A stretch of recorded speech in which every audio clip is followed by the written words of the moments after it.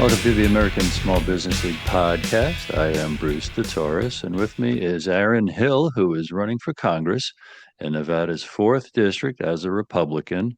And he intends to put the interest of his constituents first and bring positive change.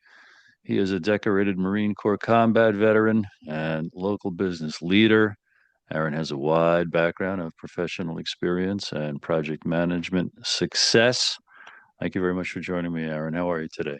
Thank you very well. I appreciate being here. Well, I'm really looking forward to get to know you. In the first half, I want to ask all about you, hear what you have to say about why you're running, what you want to do for your district, how you feel about where the country's going, where you'd like to influence it as a member of Congress, and then an issue that we want the whole country to know about, but I certainly want to discuss with you to make available for you to run on and adopt as well. If that's true, Bruce, I'll surely want to do it. That's my goal and hope. So why is your hat in the ring? Why you're running? That's a great question. Well, again, thank you for having me, Bruce. Again, my name is Aaron Hill. I'm running for Congress here in Nevada's 4th Congressional District. Frankly, because our current leadership, as I refer to him as lazy and crazy Stephen Horsford, has forgotten. He's forgotten about our constituency. He has forgotten what it's like to be a small business owner. And frankly, I think he's forgotten what it means to serve we the people. Now, here at home and here in the Nevada's 4th Congressional District, while Stephen Horsford is, clinging to power in Washington, D.C., here at home, we're struggling. Our families are struggling. Our business is struggling. And frankly, I see that our future is struggling. Well, for my constituency and for those I'm hoping to be able to represent, not lead but represent in Congress, I won't forget. I'm a small business leader here in Southern Nevada. I've helped a number of projects to help create jobs, and I know what it's like. I shop in the stores here. I see what happens when things are not going well, and I know that we can do better. So, I'm for smaller government, or less taxes, reduce that burden on the individual family as well as small business, and I'm for opportunity. And I'm looking forward to being able to tackle these issues and bring a voice to those who have gone unheard here in Nevada. Is Mr. Horsford your definite opponent? He is the current incumbent here in the Nevada's 4th Congressional District. Is he a Republican or Democrat? He is a Democrat. Do you have a primary before the general election? We do. We've got a primary. It'll be in basically at about a year from now, the summer of 26. Okay. Have you run for office before? I have not. Reluctantly, I chose to throw my hat in the ring. Not because this is something I seek. I don't see political office as a career, but I do see it as a calling. Obviously, from my background, I've served this great nation in a national defense capacity for over 25 years, and I feel that when you're in a position to be able to give back Hmm. and to be able to make a difference, that you should, Hmm. and that's why I'm running. Yeah, what competition, if any, do you have for the Republican? Do you call it getting nominated to be the candidate? Well, if here in Nevada, we do have a primary for this particular seat to go into the general election, and I do. There's a couple of folks that are considering as well. We'll see how that shapes out over the next year. Is the district typically Republican or Democrat? It has been a Democrat, district, but it's a very unique district. It's very large in terms of landmass.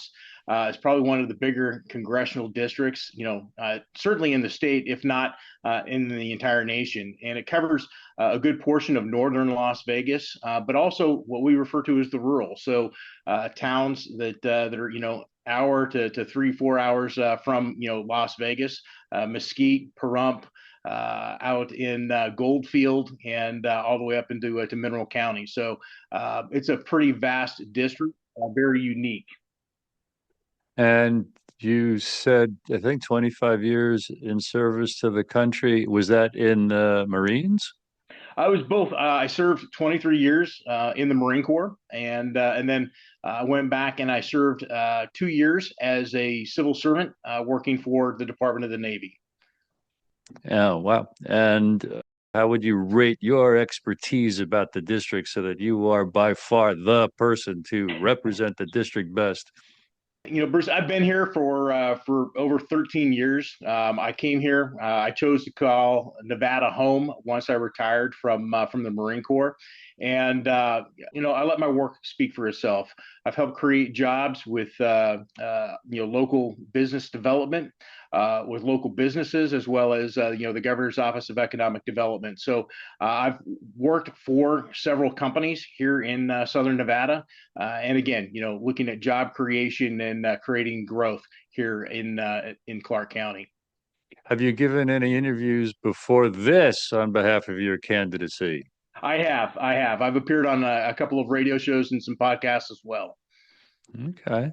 What are the top couple things or many things that you want your district to know that you're going to attempt to do for them? I think for starters, when we look at the way that we get taxed today, we get up and we go to work on Monday morning, but we don't start earning for our families until say sometime on Tuesday or Wednesday. Mondays and Tuesdays wages are going to the government, and what are we getting from that? Not much, if anything at all. So I think with my experience in both in the military as well as in government, there's things that we can do back in DC to be better, smarter in the way that we are stewards of that taxpayer dollar. And I think foremost, we need to take a look at overhauling, if not completely revising the PPBE system of budgeting and accounting, that programming, planning, budgeting, and execution, the way that we determine what we need for tax dollars and how we're spending it. It's not requirements based. At the end of the day, we're basically taking what did we spend last year? Well, it's up at 3%, based off of inflation, and we'll spend that again this year. But what are we getting from it? I come from a more of a mindset and a business mindset where, well, what is it that we need next year to operate? What do we need next year from a capital expenditure perspective to be able to shore up infrastructure or to create growth? And our government's just not wired that way, and that needs to change. That's classic government budgeting. You know, what did we what was our budget last year? By golly, we have to spend every penny of it before the end of the year. Sometimes there's a rush to buy nonsense because God forbid a department spends less than their budget because oh no, they might shrink our budget next year. But what we really want is a bigger budget, and it's that momentum of power and self-importance that over time gets more and more detached from reality on the ground back in our district, right? That seems to be the nature of that budgeting, right? Absolutely. And I can give you a very concrete example. When I went back to the Department of the Navy, was helping them what we call a realignment or a restructuring. We wanted it to be, better aligned with, in this case, the Chief of Naval Operations to be better aligned with the Department of the Navy and the Marine Corps. And in this particular division, was installations and readiness, and we were transitioning to installations and logistics. And so, in that process, the day I showed up, I'm responsible for a lot of this program, and as I'm going through just the basic things of trying to find for my new desk, I just need a pad of paper, I need a charging cord for this, and we'll just go down to the different lockers here and open them up, and you'll find what you need. And as I was opening up these lockers, I kept finding toner cartridges, and they're not cheap. They're for some of these copiers, they're several $100s a piece, and it may not seem much in the larger scheme of things, but Bruce, I'm telling you, I came across probably about a 5 year supply as I made my way around this office space in the Pentagon. And at the end of the day, I'm like, how did we come to this? Why do we have this? And he said, well, at the end of the year, if we didn't spend it on something, then we were going to lose that money. And so we opted to go with toner cartridges because it was expensive enough and it was under the radar that we could spend it quickly and wouldn't raise any flags, and we would get our money back, in the following year for the budget. And I'm like, this stops now. And and fortunately was able to find a way for these toner cartridges to be able to reallocate them across the building so that they wouldn't go to waste. And we put a stop to that wasteful just nonsense. Have you been a Republican all your life? I believe so. I think that I identify more with the conservative values, and so that has me aligned with the Republican Party. So I would say yes. This is who I am, and this is the way I've always been. What's your feel or conviction on a scale of controllability to unmanageability, the influence that a freshman congressman can have about these things? Well, I tell you, I know that I'm up against a very large bureaucratic machine, well established, but listen, if anything that the Marine Corps has taught me is that momentum can change by the actions of one individual, and I'm set to be that individual. That's strong. And because it was such a wishy-washy, almost vague question, I'm impressed with your answer. Because you just planted the flag of Bruce. Human intention is the start of really anything good, but also the start of any power, the start of any influence. So thank you for that. What occurs to you about anything we've already discussed, Aaron, to add or augment? What would you add to anything we've already talked about, or bring new that we haven't talked about yet?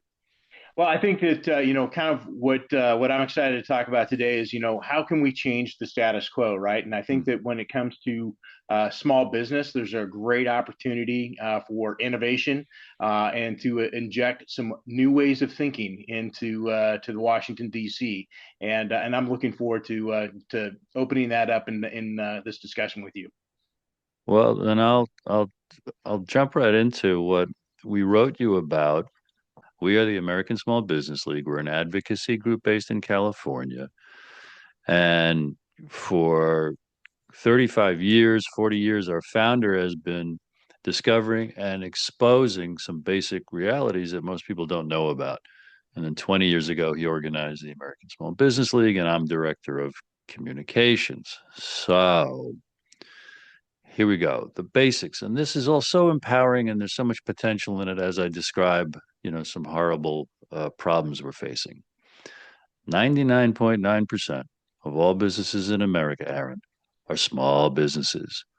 By the government's loose official definition, a company with up to 500 employees. 99.9%. 98% have up to 100 employees. We feel that ought to be the definition of a small business. Okay. They create most of all the new jobs. They employ half of the workforce. They're responsible for about half the GDP. We say America is our small businesses. People give it lip service. Oh, it's the backbone of our economy. They don't know how literal that is, with that percentage of businesses being small businesses. Okay. You're not talking about America if you're not talking about our small businesses. Okay, yay. Now, the federal government is supposed to steer 23% of all federal contracts, about $345 billion in business every year, to small businesses. And every year it says, we did. And in the SBA, Small Business Administration, is responsible for managing this. The reality is, we have found from over 100 legal victories in court, plus there have been multiple congressional investigations over the decades, plus the SBA's own inspector general have revealed that the vast majority of federal contracts are going to the 0.1% of businesses that are big businesses, that are bigger than 500 employees, up to 97% of the federal contracts, meaning not 23%, but real small businesses are getting probably around 3%. It's a ripoff of epic proportions, and it's intentional. That's our accusation. And on our site, ASBL.com, we've got the documentation, we've got our legal victories, we've got these reports, we've got the congressional investigations that show this. And most folks don't know that 99.9% of them small business of all businesses are small businesses. And these, if you Google search what I'm talking about, you're going to see the official story, which is, oh no, we sent 26%. They're able to say that through a combination of fraud, loopholes, bad policies, and other things, like how different agencies can designate what is a small business. There are many industry sectors that say, well, if it's a contract to that kind of product or service, a company with 1,000 employees, 2,000 employees, we can call that a small business. So it's a nightmare of ripping off small businesses from getting that work, Aaron. And the bottom Yep. line is this: the big businesses that get 97% of federal contracts are already big. They don't create one new job to perform the work of those contracts. Whereas real small businesses would create about 2 million new jobs every single year if they got those contracts, on top of the 2 million jobs that America typically creates every year. It would be an economic boom of gargantuan proportions. Last couple points. The stock market would rise because it typically follows the monthly jobs report. World markets would rise because they typically follow our stock market and also our jobs report. And we see the SBA as being set up to fail. Wow, I thought I was almost done. One more point, Aaron. Hang in there. The SBA is the only agency dedicated to protecting our small businesses. President Trump, when he came in first term, he cut the SBA's budget. Second term, same thing. It's got one of the tiniest budgets of all agencies. I just explained how you're not talking about America unless you're talking about our small businesses. You can't make America great if you're not making our small businesses great. But the SBA staff is being cut by 43%, which will decrease its budget, and a couple of other horrible things. So this is the opportunity. Here are those horrible things, and then I'm swinging it to you as, what do you make of all this? In the last couple of months, the SBA was demonized and accused of mismanaging about $600 million in loans. So now its staff is being cut, its budget's being shrunk, but it's supposed to get $1.6 trillion in student loans to manage with 43% less staff and a track record of not being able to manage 600 million in loans. We think it's being set up to fail. That's how urgent it is to inspire a candidate like you to confirm this, campaign on it, and I want you to road test it and in your campaign see if it's resonating with people. We think this is a real winning issue, that anyone who pledges to raise the contracting up to 30%. We'll go into some suggestions and recommendations, but what do you make of all that I just, shared with you? Obviously, it's a lot to unpack, right? But I think that when you take a look at it at just a very macro level, clearly, I think that this is another case of where government has been ineffective in bringing about change. I think that if you take a look at government as compared to business. Government is a cost center. It doesn't produce anything. It doesn't create profit. It spends our money. And so again, kind of back to my earlier comment, I think that we've got to be very, very diligent and hawkish in oversight into where these taxpayer dollars are going.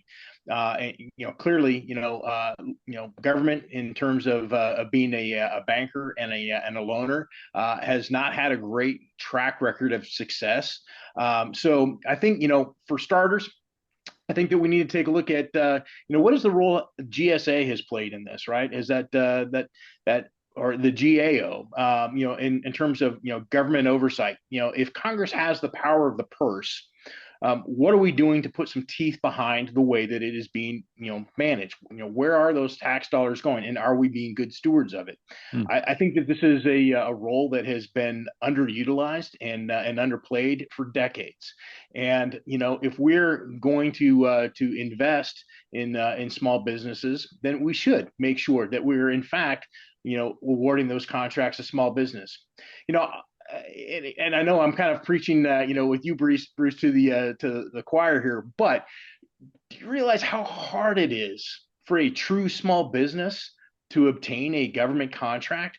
The bureaucratic hurdles that you have to go through to be established as a business, to get that certification, to get through the hoops, and then that's just to become an entity, let alone now go out and bid on contracts and and submit proposals. It is daunting, and and it's often you're overshadowed, I would say, by I call it these professional small businesses, and I use that kind of tongue in cheek because to your point, I don't know the last time that I would consider a group of 500 people small. And a lot of those entities, they know the system. They play on where they plant their flag and making sure that they've got a PO box that resides in a hub zone while they're vacationing in Cabo San Lucas.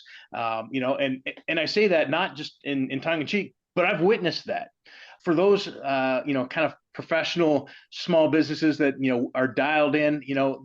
They remain small, but yet they're getting millions of dollars, year over year in government contracts. Meanwhile, those true small businesses out there are being left out in the cold and not able to compete.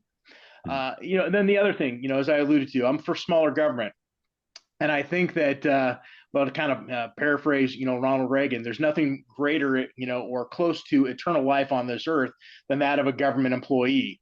And so I think that there's a role for, contracted help, within the government. There's times that, they're needed either, specific skill sets, expertise, counseling, guidance, just something to kind of shore up a particular agency to get through a project. But it should be short term, and that's what contracts are for. However, we've seen, the past decades where these contracts are perpetual. I've signed a contract for this year, but I've got options that go out 5 years, and the way that I'm going to structure this is that I'm never truly going to close the door or finish this project so that I can bid again and again and again. And now I'm entrenched. Now I'm just as eternal as that government employee. So I Mm. think that we need to make sure that the small business agency, that they're looking out for those smaller businesses, and they're being hawkish on these types of organizations that become perpetual contractors and are by no means a small business. So I Mm. think that if we take a look at in enhancing the oversight through the GAO. I think that if we tighten up some of the loopholes that you alluded to within the federal acquisition regulations and make it a little bit easier for the little guy and the little gal to bid on a contract and not make it so burdensome, that I think we can make some really as I would say, some low hanging fruit, some very short term accomplishments with it would be a big gain. And we can leverage the recent Doge revelations of the kind of waste, fraud, and abuse and dare, I don't know if this will get anyone elected, to challenge the Pentagon and its massive and gigantic waste, fraud, and abuse, which you gave an example of. It's mainstream news that for the last 25 years, there's at least around $34 trillion of unaccounted accounting adjustments made at the Pentagon, which fairly implies money they can't account for. And there's other searches that you add up in the last 28 years or so.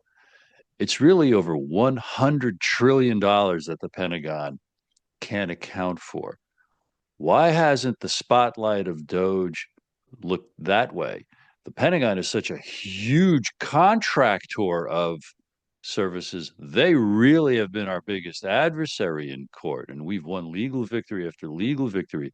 Guarding the guards and self government requires that we hold our representatives' feet to the fire to do the right thing, tell us the truth, and do all that they can for us because they are supposed to be working for us. They're supposed to be doing in Congress what we would be doing, but we can't be there. So they represent us, et cetera. All the concepts you are firmly aware of. I want to address the point you were talking about, the waste, fraud, and abuse, and a lot of the things that the Doge has uncovered. While shocking, it should be no surprise, right?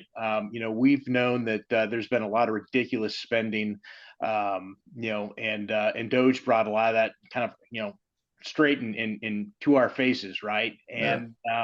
And my experience in the Pentagon, I want to say, foremost, I absolutely love what Secretary Hegseth is doing, and that's bringing back that warrior ethos.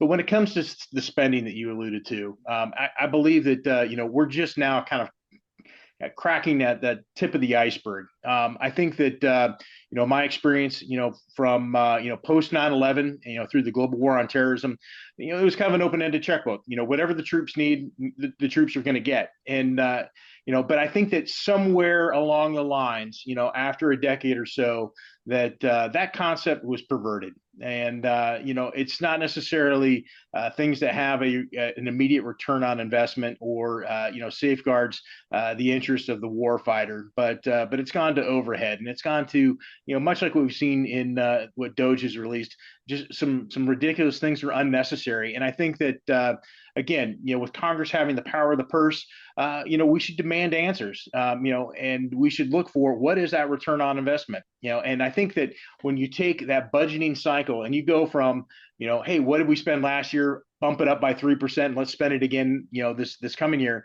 And you turn around and say, no, what is it that you truly need? And let's take a real hard look at, this is what's going to move the needle. This is what's going to make our war fighters lethal. Okay, well, that we can fund. But some of this nonsense of like I said, that Doge has uncovered. We don't need to be hosting plays in Ireland, and we don't need to be working on digital transformation for social media in the Balkans. So taking a look at what is our national security strategy, what is it that we truly need to fund to make that happen, and then let's go from there. And I think in the process, you'll see a lot of this nonsense drop off. Where can and should people follow you, Aaron? I'm looking at this as a bootstrap campaign. I'm a local business guy here in Southern Nevada. I don't come from wealthy deep pockets, and I'm not sponsored by mega corporate PACs. So if you believe in what I've got to say, and you want to see some real change in Congress, you want me to be that one guy to start the movement, go to AaronHillForCongress.com. Donate today. Thank you very much, Aaron. Um, Hang on while I say goodbye, and then we'll talk after I stop the recording. But I want to thank you very much, and also thank everybody for watching and listening today.